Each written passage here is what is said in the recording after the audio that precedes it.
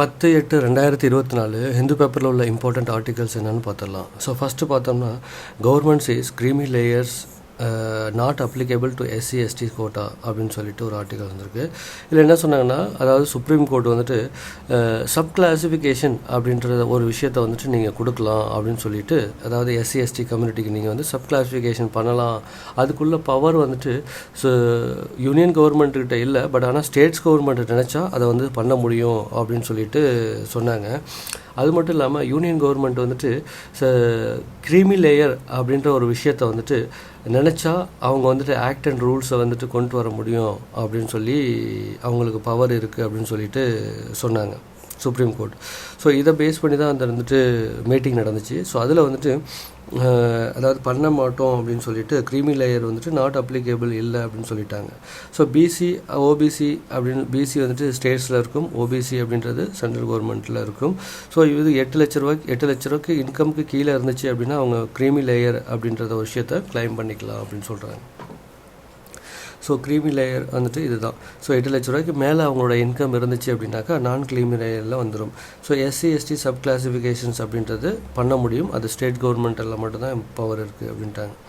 India to roll out new treatment regimes for drug resistance TB அப்படின்ற மாதிரி ஒரு articles.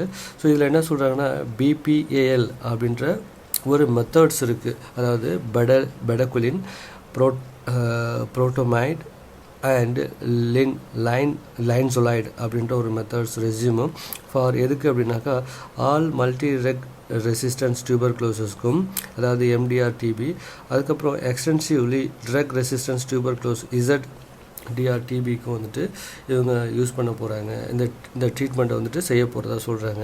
So இதுக்கு வந்துட்டு ஒரு டெஸ்ட் எடுப்பாங்க, அதுக்கு பேர் என்னென்னா NAAT அப்படின்ற ஒரு டெஸ்ட்டு. அப்படின்னா என்ன அர்த்தம் அப்படின்னாக்கா நியூக்ளிக் ஆசிட் ஆம்ப்ளிஃபிகேஷன் டெஸ்ட் அப்படின்ற ஒரு டெஸ்ட் எடுத்து தான் இந்த ஒரு ட்ரீட்மெண்ட்டை வந்து பண்ண போகிறதா சொல்கிறாங்க. இதை வந்து மாலிகுலர் டெஸ்ட்டு பண்ணுவாங்க. ஸோ எதை வச்சு அப்படின்னு பார்த்துட்டோம்னாக்கா ஸ்பட்டம், அதாவது நம்மளோட எச்சில்ல, அதுக்கப்புறம் அதர் ரெஸ்பிரேட்டரி சாம்பிளை வச்சு இவங்க வந்து டெஸ்ட் எடுக்கிறதா சொல்கிறாங்க. ஸோ எதுக்கு அப்படின்னா இந்த டெஸ்ட் வந்து டிஎன்ஏ வந்துட்டு டிடெக்ட் பண்ணுறதுக்காண்டி இந்த டெஸ்ட் எடுக்கிறதா சொல்கிறாங்க. அடுத்தது அமன் கீப்ஸ் இந்தியா அண்ட் சத்ரா சால்ஸ் ஃப்ளாக் ஃப்ளையிங் ஹை அப்படின்ற மாதிரி ஒரு ஆர்டிகல்ஸ் வந்திருக்கு. ஹரியானாவை சேர்ந்தவர், இவர் வந்து பிரான்ஸ் வந்துட்டு 57 kg ரெஸ்லிங்கில் வந்துட்டு வாங்கியிருக்காரு. இவர் தான் வந்துட்டு யங்கஸ்ட் ஒலிம்பியன் அப்படின்னு கூட சொல்கிறாங்க. அடுத்தது திருக்குறள் பார்த்துட்டோம்னாக்கா, ஆக்கம் இருந்தேன் என்று அல்லாவார் ஊக்கம் ஒருவத்தம் அகைத்து உடையார் அப்படின்ற மாதிரி ஒரு திருக்குறள் வந்திருக்கு. ஸோ இதில் என்ன சொல்கிறாங்க பார்த்துட்டோம்னா, திருவள்ளுவர் வந்துட்டு ஊக்கம், அதாவது உள்ளவன் வந்துட்டு உறுதியோட கலங்காமல் இருப்பான் அப்படின்னு சொல்லி சொல்கிறாரு. ஊக்கம் இல்லாதவன் வந்துட்டு ஊக்கம் இல்லாமல் இருப்பான் அப்படின்னு சொல்லிட்டு கலங்கி நிற்பான் அப்படின்னு சொல்லிட்டு சொல்கிறார் திருவள்ளுவர். ஸோ அடுத்தது கோவை அருகே புதிய கற்கால சான்றுகள் தமிழ் பல்கலைக்கழகத்தினர் கண்டெடுப்பு அப்படின்னு சொல்லிட்டு ஒரு ஆர்டிகல்ஸு. இதில் என்ன சொல்கிறாங்கன்னா, மேலப்பாளையம் அப்படின்ற ஒரு ஊர், ஸோ அங்கே, அதாவது அப்படின்ற தாலுகாவில் பூலுவட்பட்டி அப்படின்ற ஒரு ஊர். ஸோ அங்கே தான் வந்துட்டு இந்த தொல்பொருள் ஆராய்ச்சி நடந்திருக்கு. கற்கால சான்று அப்படின்றது வந்துட்டு இங்கே கிடச்சிருக்கிறதா சொல்லியிருக்காங்க. இங்கே எவிடன்ஸ் என்னென்னா, வேளாண்மை செஞ்சு இருந்ததாகவும், அது மட்டும் இல்லாமல் ஆடு மாடு மேய்ச்சி அவங்க வேளாண்மை செஞ்சதாக எவிடன்ஸ் கிடச்சிருக்கிறதா சொல்கிறாங்க.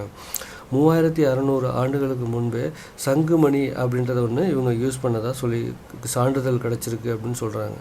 அடுத்தது Supreme Court grants bailouts to Sisodia in Delhi excise policy case அப்படின்ற மாதிரி ஒரு ஆர்டிகல்ஸு. இதில் என்ன சொல்கிறாங்கன்னா, 75% பாப்புலேஷன்ஸ் வந்துட்டு அண்டர் ட்ரையலில் இருக்காங்க. எங்கே அப்படின்னா ப்ரிசனில் இருக்காங்க. ஸோ அவங்களோட ப்ரிசனோட கெப்பாசிட்டி அப்படின்னு பார்த்துட்டோம்னா 120 to 130% வந்துட்டு அதிகமாக நம்ம யூஸ் பண்ணிக்கிட்டு இருக்கோம் அப்படின்ற ஒரு இதையும் சொல்கிறாங்க. அது மட்டும் இல்லாமல் உமன் கைதிகளுக்கான அங்கே உள்ள ஃபெசிலிட்டிஸாக இருக்கட்டும், ஆஃபீஸர்ஸாக இருக்கட்டும், ஸ்டாஃபாக இருக்கட்டும், ஸோ இதெல்லாம் வந்துட்டு ரொம்ப லேக்கிங்காக இருக்குது, அதை நம்ம வந்து இம்ப்ரூவ் பண்ணணும் அப்படின்னு சொல்கிறாங்க. ஸோ கேசஸ் அப்படின்னு பார்த்துட்டோம்னா 4 கோடி கேசஸ் வந்து டிஸ்ட்ரிக்ட் கோர்ட்டில் வந்து பெண்டிங்கில் இருக்குது. 60 கோடி கேசஸ், 60 lakh கேசஸ் வந்து ஹை கோர்ட்டில் வந்து பெண்டிங் இருக்குது. 50,000 கேசஸ் வந்து சுப்ரீம் கோர்ட்டில் பெண்டிங் இருக்கிறதா சொல்கிறாங்க. அடுத்தது MHA creates committees to monitor the safety of Indians in Bangladesh அப்படின்ற மாதிரி ஒரு ஆர்டிகல்ஸ் வந்திருக்கு. இதில் என்ன சொல்கிறாங்க அப்படின்னா பிஎஸ்எஃப் அதாவது பார்டர் செக்யூரிட்டி ஃபோர்ஸில் 5 மெம்பர் கமிட்டிஸ் வந்துட்டு டீட்டெயில் பண்ணியிருக்காங்க. ஸோ இவங்க வந்துட்டு அனலைஸ் பண்ணி அந்த ரிப்போர்ட்டை சப்மிட் பண்ண போகிறதா சொல்கிறாங்க. ஸோ எங்கே அப்படின்னு பார்த்துட்டோம்னா பங்களாதேஷ் பார்டர் வந்துட்டு அசாம், திரிபுரா, மிசோரம், வெஸ்ட் பெங்கால்ஸ், மணிப்பூரில் தான் இருக்குது. இதெல்லாம் டச் ஆகிருக்கிறதா சொல்லியிருக்காங்க. ஸோ போரஸ் அப்படின்றது என்னென்னா ரிவர், லேக்கு, டெரைன்ஸ். ஸோ இது வந்துட்டு ஒரு ராக் பேஸில் இன்சைடு த ஸ்பேஸ் வந்துட்டு வாட்டர்லாம் வந்துட்டு நிரம்பி இருக்கிறது தான் போரஸ் அப்படின்னு சொல்கிறாங்க. ஓகே, இது வந்து ஜஸ்ட் ஃபார் வந்துட்டு போரஸ் அப்படின்றது ஜஸ்ட் ஃபார் வந்துட்டு உங்களுக்கு ஒரு நாலேஜுக்காக வேண்டி தான். ஸோ இது கண்டினியூவேஷன்ஸ் அப்படின்றது இதுதான். ஸோ அடுத்தது என்னென்னா டிராஃபிக்கிங். நம்ம வந்துட்டு சரியாக இதை டீல் பண்ணலை அப்படின்னாக்கா ஹியூமன் டிராஃபிக்கிங், அதுக்கப்புறம் வந்து ட்ரக் டிராஃபிக்கிங் நடக்கும், அப்புறம் வெப்பன்ஸ் டிராஃபிக்கிங் நடக்கும். ஸோ அது மட்டும் இல்லாமல் ஸ்மக்லிங் நடக்கும். இதெல்லாம் நம்ம வந்துட்டு ஆல்ரெடி வந்துட்டு மியான்மர் வந்துட்டு மிலிட்ரி கூப் அப்பயே நம்ம வந்து பார்த்துருக்கோம். ஸோ இதெல்லாம் நடக்கிறதுக்கு வாய்ப்பு இருக்குது. ஸோ ஏன் அப்படின்னாக்கா அதாவது பங்களாதேஷ் வந்துட்டு 4000 கிலோமீட்டருக்கு மேலே வந்துட்டு லாங் பார்டரை வந்துட்டு ஷேர் பண்ணிக்கிட்டு இருக்கோம். ஸோ இதனால தான் வந்துட்டு நம்ம இங்கே வந்து ஸ்ட்ரிக்டான ஆக்ஷன் வந்துட்டு எடுத்தே ஆகணும் அப்படின்னு சொல்கிறாங்க. அடுத்தது cotton cultivations to be 10 to 20% lower this season as yield falls அப்படின்ற மாதிரி ஒரு ஆர்டிகல்ஸ் வந்திருக்கு. இதில் என்ன சொல்கிறாங்க அப்படின்னா அதாவது உலகத்தோட சராசரியான வந்துட்டு கொள்முதல், அதாவது காட்டனோட கொள்முதல் அப்படின்னு பார்த்து விளையிறது வந்து பர் ஹெக்டருக்கு 800 கிலோகிராம் வந்துட்டு விளையுமா. அதுவே இந்தியாவில் எவ்வளவு விளையுது அப்படின்னு பார்த்துட்டோம்னாக்கா 480 கிலோகிராம் தான் பர் ஹெக்டர்ஸ்க்கு வந்துட்டு இந்தியாவில் விளையிறதா சொல்கிறாங்க. ஸோ காட்டன் அப்படின்றது ஒரு கமர்ஷியல் கிராப்ஸு. இதை வந்து ஒயிட் கோல்டுன்னு கூட சொல்லுவாங்க. இது அதிகமாக வந்துட்டு சைனாவில் தான் வந்துட்டு ஃபஸ்ட்டு வந்துட்டு அதிகமாக விளையுது, செகண்ட் வந்துட்டு இந்தியாவில் வந்து விளையுது. ஸோ அதிகமாக எங்கே விளையுது இந்தியாவில் பார்த்துட்டோம்னா ரெயின்ஃபைடு ஏரியாவில் தான் 67% வந்துட்டு விளையுது. ஸோ இரிகேட்டட் ஏரியாவில் வந்துட்டு 33% மட்டும்தான் வந்துட்டு விளையுது அப்படின்னு சொல்கிறாங்க. இது வந்து ஒரு கரீப் ஸ்காப்ஸு. ஸோ கரீப் ஸ்காப்ஸ்னால் என்னென்ன வேணும் டெம்பரேச்சர்ஸ் வந்துட்டு என்னென்னா 21 டிகிரி செல்சியஸ்லேருந்து 30 டிகிரி செல்சியஸ் வந்து டெம்பரேச்சர் வேணும். 50 to 100 சென்டிமீட்டர் வந்துட்டு ரெயின் வேணும். சாயில் அப்படின்னு பார்த்துட்டோம்னா ரெகூர் அண்ட் பிளாக் சாயில்ஸ் வந்துட்டு இதுக்கு சூட்டபுளாக இருக்கும். ஸோ இதோட 10 இயர் அப்படின்னு பார்த்துட்டு அறுவடை செய்கிற காலங்கள் வந்துட்டு 6லேருந்து 8 மந்த் வந்துட்டு டைம் வந்துட்டு தேவைப்படுது. ஸோ நம்ம வந்துட்டு ரெவல்யூஷன் வந்துட்டு அக்ரிகல்ச்சரல் ரெவல்யூஷனில் பிடி காட்டன் அப்படின்றத ஒன்று வந்து இன்ட்ரடியூஸ் பண்ணோம். ஸோ இன்ட்ரடியூஸ் பண்ணதுக்கப்புறம் நல்ல விளைச்சல் வந்துட்டு அதிகமாக ஆகிட்டு இருந்தது. பட் ஆனால் இப்போ என்ன ஆகுது அப்படின்னா பிங்க் பலோவாம் அப்படின்ற ஒரு புழு வந்துட்டு அது வந்து ரெசிஸ்டன்ஸ் வந்து க்ரியேட் பண்ணிடுச்சு. அந்த பிடி காட்டனுக்கு அகேன்ஸ்டில் ரெசிஸ்டண்ட்டை க்ரியேட் பண்ணி இப்போ வந்துட்டு ரொம்ப அழிச்சிக்கிட்டு இருக்குது அப்படின்னு சொல்கிறாங்க. ஸோ அதுவும் ஒரு காரணம் இந்த குறைஞ்ச விளைச்சல் வர்றதுக்கு. அது மட்டும் இல்லாமல் மூன்சூன் வந்துட்டு நம்பி தான் வந்துட்டு 67% வந்துட்டு இந்தியாவில் காட்டன் வந்துட்டு கல்டிவேஷன் ஆகுது. பட் ஆனால் மூன்சூனே வந்துட்டு கம்மியாக இருக்கிறதுனால அதுவும் ஒரு காரணம். ஃபெர்டிலைசரோட காஸ்ட் வந்து அதிகம், மக்கள் வந்துட்டு ஃபார்மர்ஸ் வந்துட்டு கம்மியான ஃபெர்டிலைசர் தான் வந்துட்டு யூட்டிலைஸ் பண்ணுறாங்க. அதுக்கப்புறம் யூட்டிலைஸ் பண்ணாமல் கூட இருக்கிறதா சொல்கிறாங்க. ஸோ இதுக்கு என்ன வேணும் அப்படின்னா செகண்ட் ரெவல்யூஷன்ஸ் அப்படின்றத நம்ம கொண்டு வரணும்.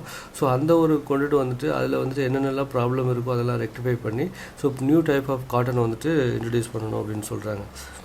அடுத்தது no population census in the dark without white vital data அப்படின்ற மாதிரி ஒரு ஆர்டிகல்ஸு. ஸோ நம்ம பாப்புலேஷன் சென்சஸ் அப்படின்றது இந்தியாவில் ஃபஸ்ட்டு 1881. ஸோ ஃபஸ்ட்டு வந்துட்டு WC பெலோடர் அப்படின்றவர் தான் வந்துட்டு சென்சஸ் பண்ணார். ஸோ நம்ம சென்சஸ் ஆஃப் இந்தியா ஆக்ட் 1948 இருக்குது. ஸோ அதுபடி பார்த்தோம் அப்படின்னாக்கா எந்த விதமான லீகல் அண்ட் ப்ரொவிஷன் இல்லை வந்துட்டு டைம் அண்ட் பீரியட்குள்ளே இந்த பீரியட்குள்ளே சென்சஸ் பண்ணணும், இந்த டயத்துக்குள்ளே சென்சஸ் பண்ணணும் அப்படின்ற எந்த விதமான லீகல் ப்ரொவிஷனும் இந்தியாவில் இல்லை அப்படின்னு சொல்கிறாங்க. பட் ஆனால் 10 வருஷம் வந்துட்டு எங்கே இருக்குது அப்படின்னு பார்த்துட்டோம்னாக்கா USA அண்ட் UKயில் வந்து 10 வருஷத்துக்கு ஒரு தடவை சென்சஸ் பண்ணுவாங்க. ஸோ 5 வருஷம் கூட 10 சென்சஸ்லாம் பண்ணுறாங்க. அதெல்லாம் எங்கெங்கே அப்படின்னு பார்த்தோம்னா ஆஸ்திரேலியா, கனடா, ஜப்பான். ஸோ இங்கெல்லாம் வந்துட்டு 5 வருஷம் வந்துட்டு சென்சஸ் பண்ணுறதா சொல்கிறாங்க. ஸோ நம்ம வந்துட்டு சென்சஸ் பண்ணணும் அப்படின்னு அதுக்கு முக்கியமான காரணம் என்னென்னா எவ்வளவு மைக்ரேஷன் ஆகிட்டு இருக்குது, பாப்புலேஷன் எவ்வளவு அப் அண்ட் டவுன் ஆகிட்டு இருக்குது, ஸோ பர்த் ரேட் எவ்வளவு, டெத் ரேட்ஸ் எவ்வளவு, அதுக்கப்புறம் லிட்ரஸி ரேட்ஸ் எவ்வளவு மக்கள்கிட்ட இருக்குது அப்படின்றது இன்னும் நிறைய அதிகமான ஒரு விஷயங்களை நம்ம வந்துட்டு கண்டுபிடிக்கலாம் அப்படின்னு சொல்கிறாங்க சென்சஸ் இருந்தால். ஸோ கவர்னன்ஸ் வந்துட்டு இந்த சென்சஸ் கரெக்டாக நம்ம வந்துட்டு பண்ணலை அப்படின்னா கவர்மெண்ட்ஸ் பண்ணுறது வந்துட்டு ரொம்ப ப்ராப்ளம் ஆகிடும். பிகாஸ் வந்துட்டு எவ்வளோ பாப்புலேஷன்ஸ் இருக்குது, யங் பாப்புலேஷன் எவ்வளோது இருக்குது, எல்டர்லி பாப்புலேஷன்ஸ் எவ்வளோது இருக்குது, ஸோ மிட் ஏஜ் பாப்புலேஷன்ஸ் எவ்வளோது இருக்குது, ஒர்க்கிங் எம்ப்ளாயி எவ்வளோது இருக்காங்க, ஸோ அதுக்கப்புறம் வந்துட்டு எவ்வளோது டிசீஸ் இருக்குது, யாரெல்லாம் பாதிக்கப்பட்டிருக்காங்க, எவ்வளோது பாவர்ட்டி ரேட்ஸ் இருக்குது, ஸோ எவ்வளோ ரிச் பீப்புள்ஸ் இருக்காங்க. ஸோ இது மாதிரி வந்துட்டு பேசிக் ஆனால் இன்ஃபர்மேஷன்ஸ் வந்துட்டு சென்சஸ் மூலியமாக கிடைக்கும். ஸோ அதை பேஸ் பண்ணி தான் நம்ம வந்துட்டு நிறைய பாலிசிஸை வந்துட்டு நம்ம கவர்மெண்ட் வந்து கொண்டு வர முடியும். அந்த பாலிசிஸை இம்ப்ளிமெண்ட் பண்ணுறதுக்கு கவர்னன்ஸ் வந்துட்டு அட்மினிஸ்ட்ரேஷன்ஸ் வந்துட்டு பண்ணுறதுக்கு வந்துட்டு ரொம்ப உதவியாக இருக்கும் அப்படின்றாங்க.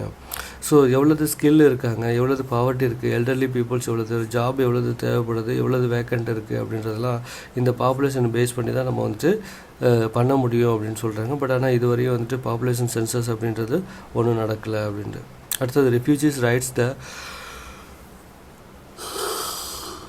Gender right nature of displacement அப்படின்ற மாதிரி ஒரு ஆர்டிகல்ஸ் வந்திருக்கு. இதில் என்ன சொல்கிறாங்கன்னா, United Nations high Commissions of refugees, அதாவது UNHCR அப்படின்ற ஒரு அமைப்பு தான் வந்துட்டு ரிஃப்யூஜிஸ் அண்டு அஸ்லம் சீக்கரை வந்துட்டு பேஸ் பண்ணி இது வந்து டீல் பண்ணுது அப்படின்னு சொல்கிறாங்க. இது ஒரு இன்டர்நேஷ்னல் ஆர்கனைசேஷன்ஸ். ஸோ அதாவது அவங்க என்ன சொல்கிறாங்கன்னா, 2023 உலகத்தில் வந்துட்டு 11.73 கோடி பேர் வந்துட்டு மைக்ரேட் ஆகிருக்கிறதா சொல்கிறாங்க. ஸோ அது மட்டும் இல்லாமல் 46,000 பேர் ரிஃப்யூஜிஸ் அண்ட் அஸ்லாம் சீக்கர்ஸ் வந்துட்டு இந்தியாவில் வந்துட்டு மைக்ரேட் ஆகிருக்கிறதா சொல்கிறாங்க. அதாவது அதில் வந்துட்டு 46,000ல் 46% வந்துட்டு ஃபீமேல் தான் அப்படின்னு உமன் அண்ட் கேர்ள்ஸ் இருக்கிறதா சொல்கிறாங்க இந்தியாவில். அடுத்தது United Nation conventions on the rights of persons with disabilities அப்படின்றது UNCRPD அப்படின்னு சொல்கிறாங்க.